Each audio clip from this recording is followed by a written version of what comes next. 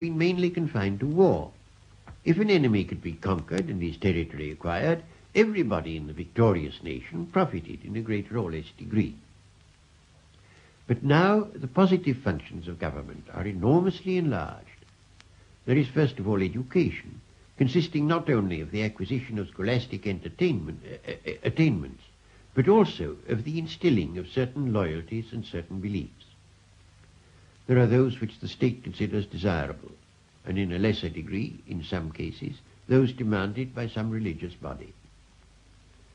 Then there are vast industrial enterprises, even in the United States, which attempts to limit the economic activities of the state to the utmost possible degree. Governmental control over such enterprises is rapidly increasing. And as regards industrial enterprises, there is little difference from the psychological point of view between those conducted by the state and those conducted by large private corporations. In either case, there is a government which, in fact, if not in intention, is remote from those whom it controls. It is only the members of the government, whether of a state or of a large corporation, who can retain the sense of individual initiative. And there is inevitably a tendency for governments to regard those who work for them more or less as they regard their machines, that is to say, merely as necessary means. The desirability of smooth cooperation constantly tends to increase the size of units, and therefore to diminish the number of those who still possess the power of initiative. Worst of all, from our present point of view, is a system which exists over wide fields in Britain, where those who have nominal initiative are perpetually controlled by a civil service which has only a veto and no duty of inauguration, and thus acquires a negative psychology perpetually prone to prohibitions. Under such a system, the energetic are reduced to despair.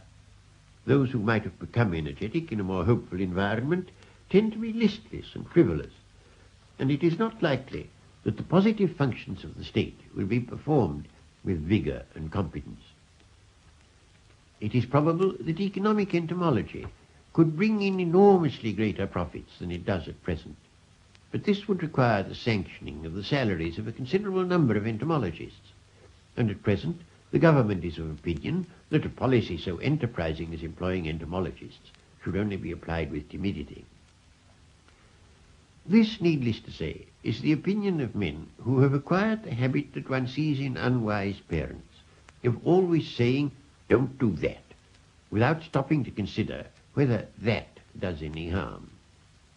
Such evils are very hard to avoid where there is remote control, and there is likely to be much remote control in any organization which is very large. I shall consider in a later lecture what can be done to mitigate these evils without losing the indubitable advantages of large-scale organization.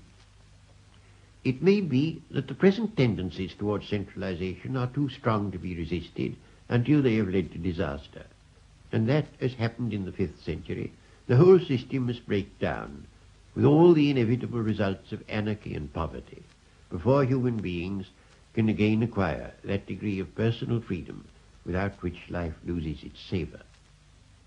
I hope that this is not the case, but it certainly will be the case unless the danger is realized and unless vigorous measures are taken to combat it. In this brief sketch of the changes in regard to social cohesion that have occurred in historical times, we may observe a twofold movement.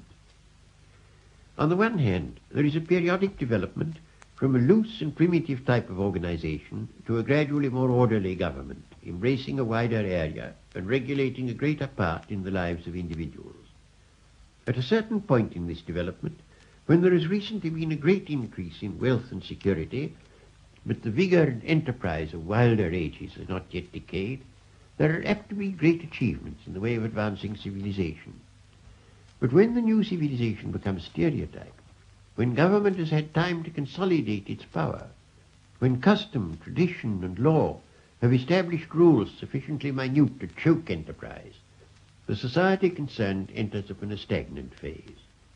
Men praise the exploits of their ancestors, but can no longer equal them. Art becomes conventional, and science is stifled by respect for authority. This type of development, followed by ossification,